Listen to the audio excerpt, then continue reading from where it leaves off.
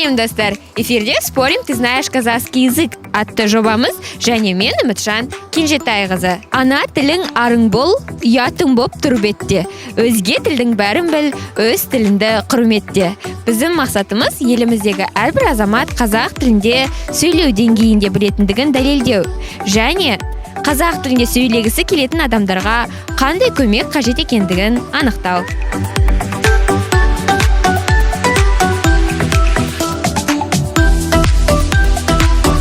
Сәлеметсіз, здравствуйте. Здравствуйте. Как вас зовут? Меня зовут Үмітжан. Как вас зовут?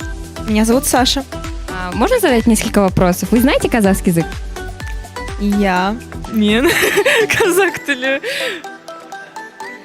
білемін. Смотрите, мы снимаем социальный проект. Проект называется «Спорим, ты знаешь казахский язык». Мы хотим показать, что если вы думаете, что не знаете казахский язык, то ошибаетесь и, скорее всего, знаете, да? Сколько вам лет? Сіздің жасыңыз қаншада? Мен 19 жастамын. Сіз немен айналысасыз? Чем вы занимаетесь?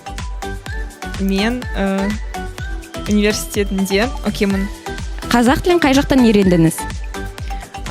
Мен қазақ тілі мектепте оқиды және бірінші курсында B1 қазақ тілі деңгейде оқимын. Как часто вы пользуетесь знанием казахского языка?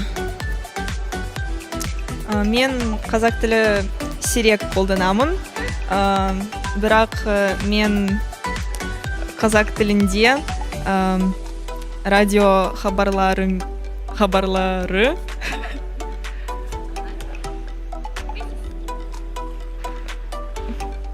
провожу радиоэфиры на казахском языке.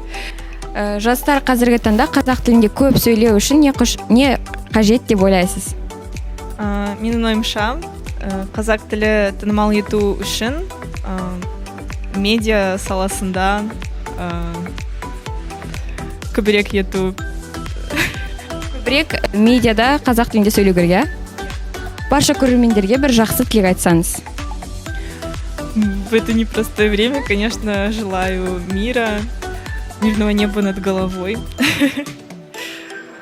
Еліміз аман болсын. Қатысқаныңызға көптен көп рахмет. Это вам шоколад. Рахмет. Здравствуйте, сәлеметсіз? Здравствуйте.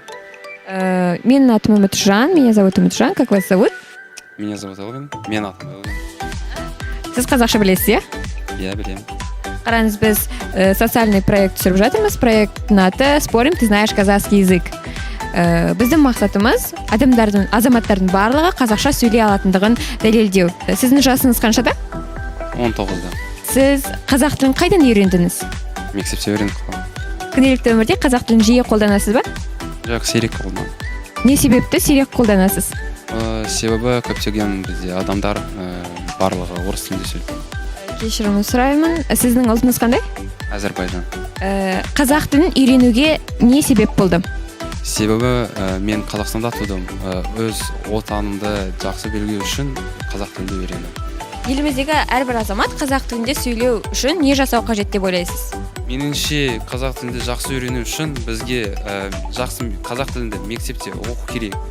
Бұл бірінші. Екінші, бізде жақсы TikTok қазақ тілінде тренд жасау керек. Ол меніңше. Содан социал желде, әлеуметтік желіде? Әлеуметтік желде, бәрі. Бір жақсы трендовый программа жасау керек. Ол себеппен бізде ассамблея жастары біз Инстаграмда инстасөздік программасын жасадық. Ол программада біз барлық мейрамларда біз қазақ тілінде жаңа сөздерді адамдарға үйретеміз. Ол жаңа сөздерді біз практикада қолданамыз. Көптен көп қатысқаныңызға мына шоколад сізге.